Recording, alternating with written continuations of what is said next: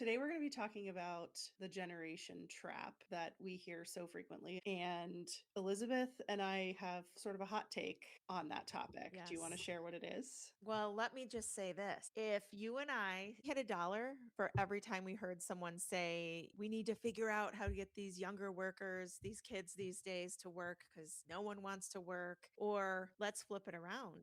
I've heard lots of times these older workers, they just don't want to change. We'd be millionaires, True. right? We'd So, be retiring on a and beach when somewhere warm. because you and I and our listeners too, we've all met lazy 25-year-olds and lazy 75 Hmm. year olds. And we've met arrogant or entitled 25-year-olds and arrogant and entitled 75-year-olds and everything in Hmm. between. And guess what? We've also met super creative and innovative and flexible 25-year-olds and people just the same way who are Hmm. 75 and everything in between. Here's our hot take. Ready? And we'll get into it. But human beings, we are inconveniently Hmm. complex. That's the hot take, and we're going to dive into it together for this Yep. episode.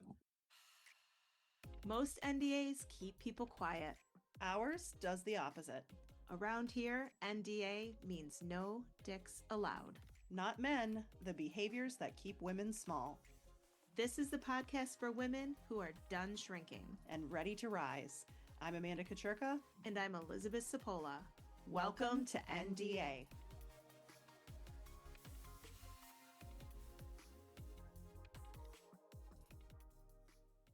Stereotypes don't appear out of nowhere, right? I'm using this word stereotype very intentionally because that's what we're talking about. These are generational Amen. stereotypes. It's still a way that you're flattening people into assumptions. And as you just stated, we are complex. We're inconveniently complex because it takes time and effort and curiosity to understand what makes a human tick. And it's so much easier if we just lump them into, oh, you're part of this generation, so you must exhibit all of these qualities, and we skip right over the part where we actually get to know each other. Patterns do exist. Different generations are shaped by different economies, parenting styles, workplace expectations, technologies, cultural events, cultural norms, stressors. There's lots of different factors that go into this, but people, to your point, are so much more complex than the categories that we assign to them based on their birth year. I freaking love it. And do you remember, Amanda, we were actually participating in a focus group, maybe, was it 5 or 6 weeks Yeah, ago at about this that. point, I think? And one of the participants in the focus group was making a lot of commentary and just lumping, they were talking about Mhm. millennials, but just lumping millennials and not in a very complimentary way in one big group. And, I just love it when I hear people like that say things like, oh, how millennials are, and you're a Mhm. millennial, Amanda. And it's like, no, Karen, I don't. Why?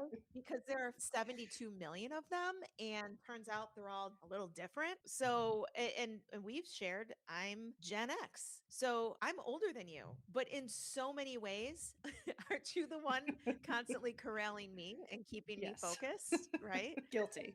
Yeah. And then here's another one, Gen Z, Mhm. right? The most common thing I hear about Gen Z complaints from business owners, leaders with whom we work is Gen Z, they just always want constant feedback. But meanwhile, that 58-year-old vice president at the same company, what's he doing? He's checking his inbox every 6 freaking minutes, waiting for someone to tell him his presentation Mhm. was good, right? We all want feedback. It's just that some people, for lots of different reasons, have learned to disguise it differently, Exactly. right? Yes. This episode is really about what happens when your observations become assumptions and those lines become blurred instead of observations that lead to curiosity and digging deeper and asking questions, observations leading to making assumptions. And then patterns that you're witnessing become lumped into an identity, and labels that you assign replace the curiosity that you should have. This is an issue. Women, we do it to ourselves and to each other. I think that adds a layer of complexity to this because we do that just among ourselves. We talked a little bit about that, a lot actually, about that in our Making of a Mean Girl episode. But Yes. the more conversations Elizabeth and I have had, and the more we've heard these stereotypes just being applied over and over and over again without any curiosity happening, it's just frustrating. And I think it's gotten to a boiling point for both of us. We're like, all right, you know what? It's Yes. time to talk about Yes. this. As we said before, there are behaviors that are commonly associated with generations because generations are shaped by collective experiences. But those behaviors are never, and I use that word intentionally, never ever exclusive to one age group. People carry traits from environments they were raised in, from experiences that they had, not just the generation that they belong to.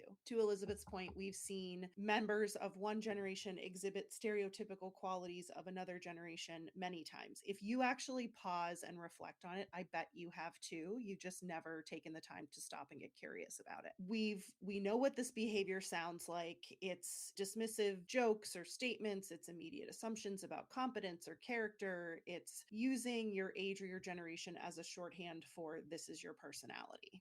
And Yes. again, this feels, for some people, clearly not Elizabeth and I, but for some people, this type of stereotyping feels quote unquote lighter than other forms of stereotyping. Yeah. People say things about generations that they would never ever say about other identity groups publicly. But Yes. the Yes. outcome is still Definitely. reductive. So the moment that we start thinking that a label is explaining someone completely, we stop being curious about them. And that's the problem. Exactly. I believe big time that the generational stereotyping, you know what it is? It's lazy Yes. leadership. Because if you can just explain away someone's behavior and say, oh, well, they're a boomer or they're a Gen Zer or millennial or Gen X, whatever it is, then you probably stop being curious too Hmm. soon. Yes. Right? That is just something that truly is just a way to be lazy as a leader and not to have to hold yourself accountable for actually, I don't know, getting to know each of your employees for who they are and not trying to paint everyone with a broad brush and lead everyone in the same Hmm. way. I don't care what generation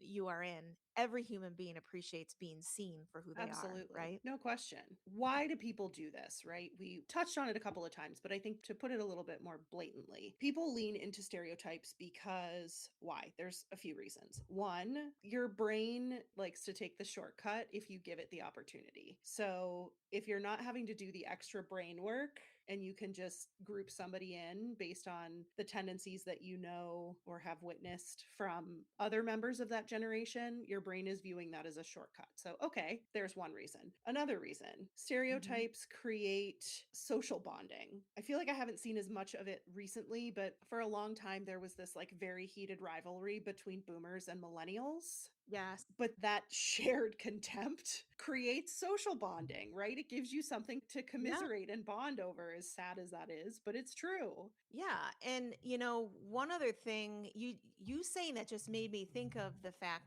that well, first of all, for those who've listened to our other episodes, you know that I am a firm believer that fear drives so much of our behavior without us even realizing it, right? And what you just said is where things I think start to get really interesting because I think most people don't even realize that fear is driving these generalizations that they make, these sweeping generalizations. And by the way, I'm talking about whoever it is, right? Whether you are a Gen Zer making generalizations about boomers, just as a person, I think fear drives it because I think very few people, and now I want to just be specific about leaders here for a second in the workplace. I think very few leaders actually wake up consciously and think, I'm scared. So I'm going to stereotype an entire generation. I mean, people don't do Right. that.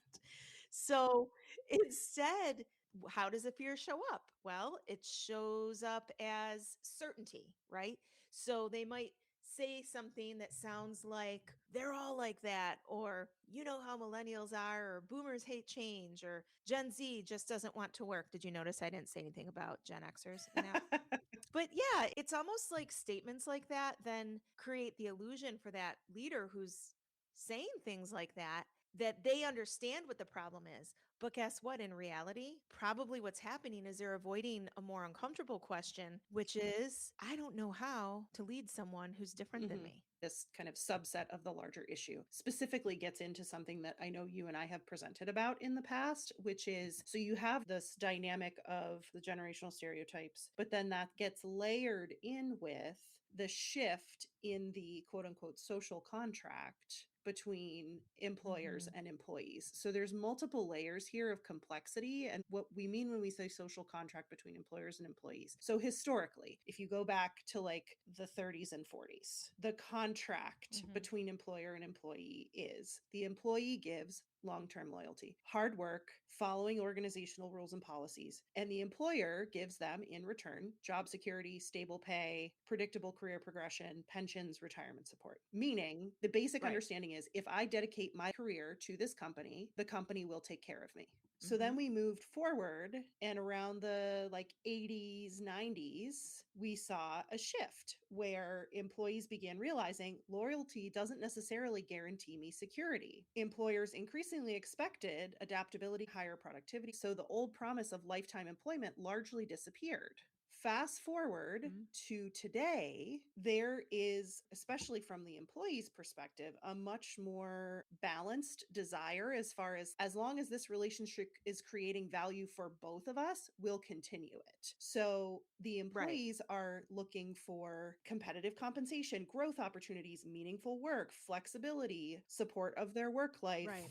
harmony, because I don't love the word balance in that context, and a positive Mm-mm. culture. Whereas the employers are still, many of them, looking for the same type of contract that existed in the 40s. And Right. it's unrealistic. So then, if you're Right. not meeting that expectation as an employee, you automatically get lumped into a group of, well, they don't want to work hard. And I think a large portion of it can be attributed to what do new generations being brought into the workplace bring? It brings change. The relationships change. The dynamics of the teams change. The actual work can Right. change. Especially when you have a ton of pushback, it's important to dig deeper not only into the people that are being lumped in and stereotyped as a generation, it's also important to look at where it's coming from the people who are doing it, and getting curious and digging Yeah. deeper about where it's coming from for them, because it's a good indicator that, hey, maybe there's some fear here. There's some fear around, are these Mhm. people going to come in and replace me? Am I going to be irrelevant? Those Right. are And actual fears that people have. They're not usually going to communicate them, but they're there. I truly think that a lot of times we don't even No, not realize what is the yes. fear Unawareness. underneath it, right? And if I could lump all the fears into one category, driving Hmm. stereotypes, what do you think about this? I wonder if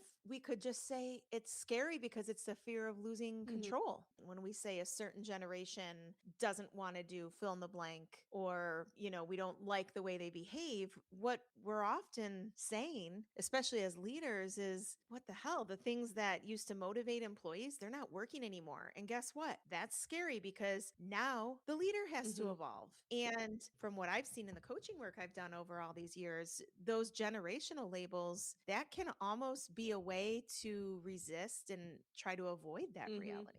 Yeah, no question. The impact, there's a couple layers of impact that I want to talk about here. As far as the Mm. stereotyping creates defensiveness, shame, self consciousness, resentment. But I think there's an impact on women specifically that I want to touch on, because as I Yeah. mentioned earlier, there's another layer to this, because I think women experience age-based stereotyping differently than men do, because there's this other Hmm. layer, which, spoiler alert, is going to be a topic of a future episode, where women are simultaneously, in addition to the pressures of being stereotyped by their generation, there's also pressure to stay youthful but also be experienced, remain adaptable, not be too Yeah. emotional, not be outdated, not be immature, and it becomes this impossible standard. It further serves the division, and that's when that happens, especially among women, that's when we stop learning from each other. So younger Yeah. women are losing out Absolutely. on mentorship, perspective,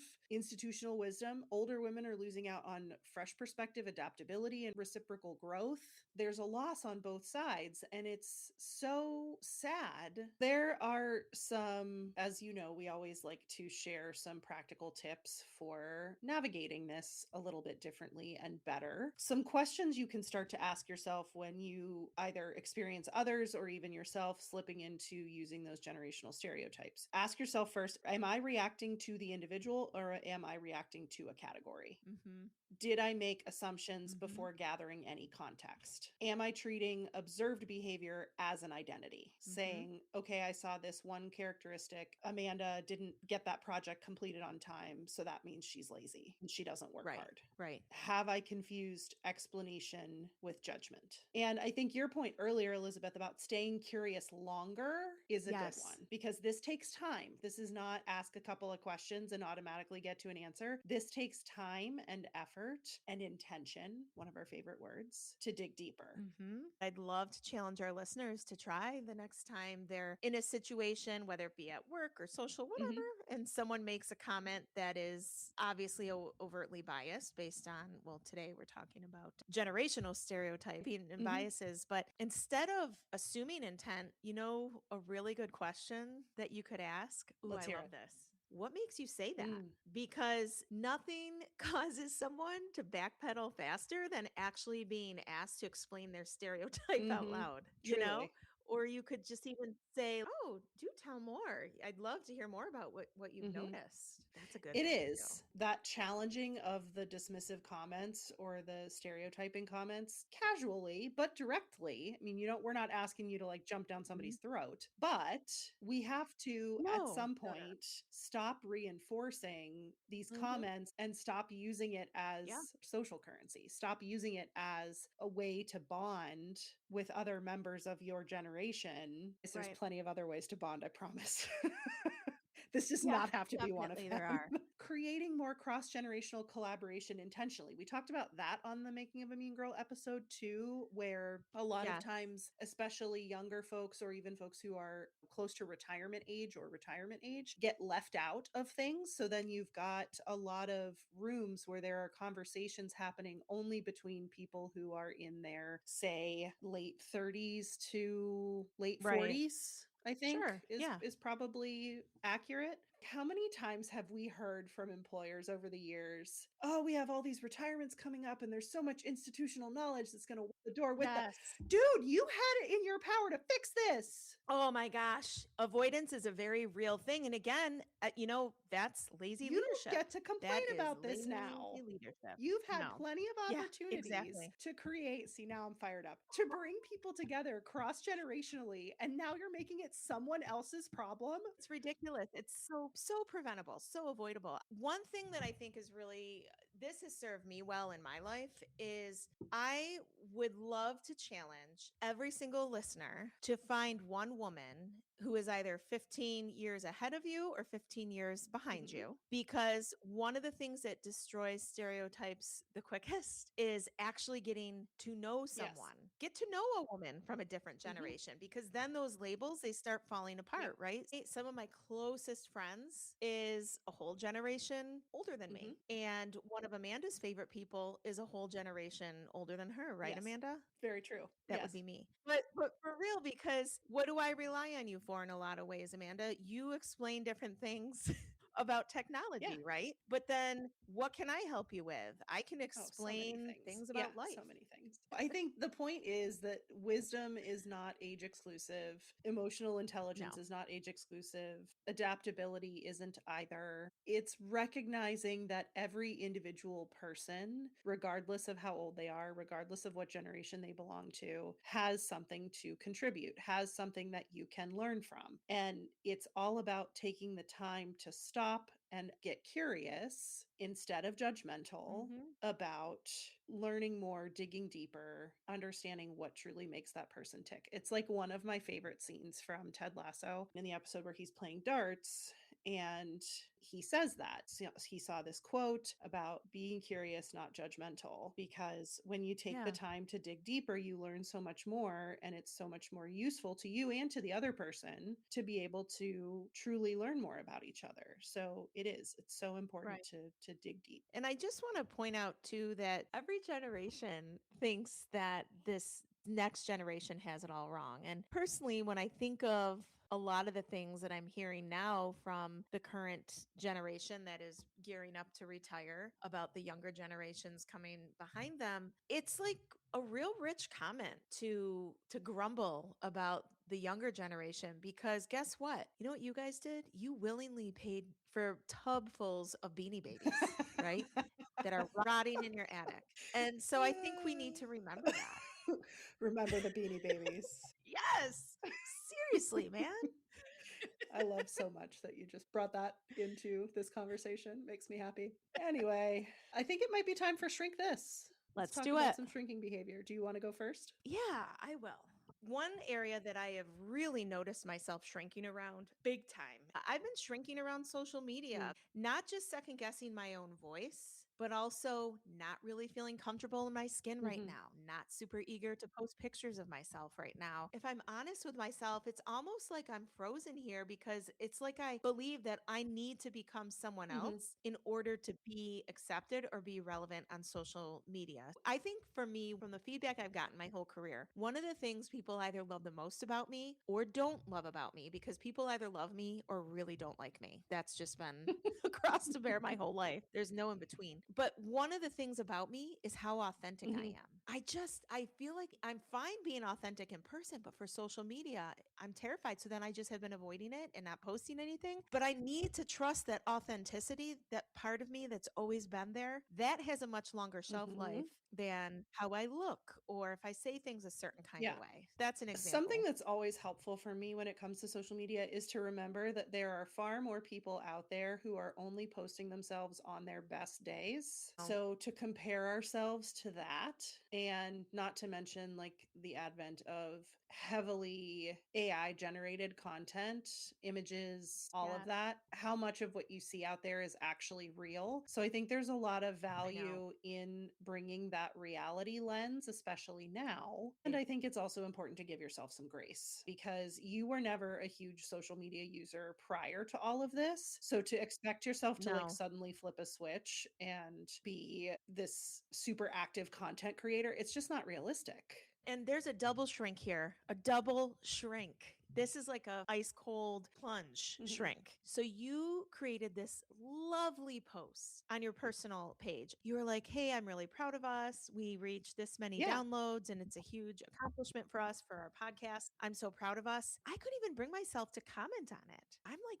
What really in my stopped you? head. Okay, what stopped me? I guess just wanting to say just the right thing. That, and we talked about this the last episode from this past week. I think also that it's too early to celebrate because we haven't earned the right. We Ooh, have to become even girl, better. come Yeah, on. I No, know. no. We have definitely earned the right to celebrate. A mentor of mine called me this morning and she is a listener. Hello to Kathy. Thank you so much for listening. Commented on the post, but then she brought it up as well. She was like, that's great that you're sharing the metrics. That means something because it's Right. demonstrating, hey, people are listening. And that's exactly what I wanted to emphasize. I am always afraid of saying the wrong thing on social media. And there have definitely been times where I've written posts that I look back in my Facebook memories. Such a double edged sword. Sometimes I look back and I'm like, oh, that was so nice. And then I look back and I'm like, oh, Jesus Christ. Anyway, but that's just it, right? Is it's trial and error. And there are going to be posts that you make that you look back on and you're like, oh, God, why did I say that? And there are going to be posts that you look back on and you're thinking, that was a really great post. That was a really great day. It's a Right. mixture.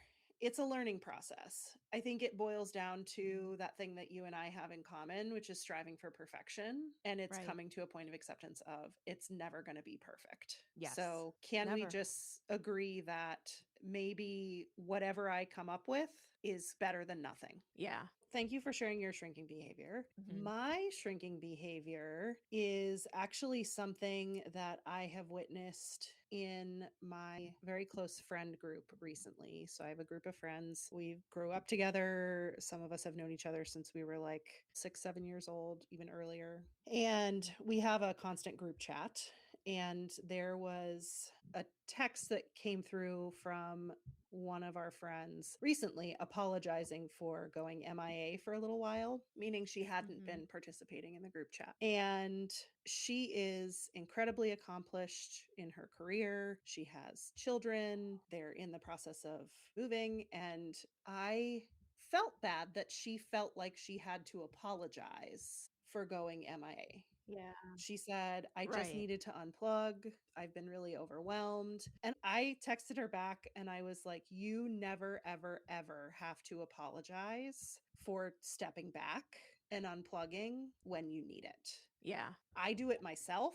I have witnessed many people doing it over the years, personal connections, work connections. There was a piece of advice that I saw several years ago, and it really changed the way that I think about that because I, as you know, really pride myself in a quick response time to emails and calls. Yeah, right. Sometimes that response time is not sustainable because I've been on vacation or I've been really busy or whatever. And I used to, when I would respond to an email, if it had been more than like 24 hours, I would respond with, I'm sorry for the delay in my response. Right. Meanwhile, there are people who take actual weeks to get back Yeah, to an yeah, email.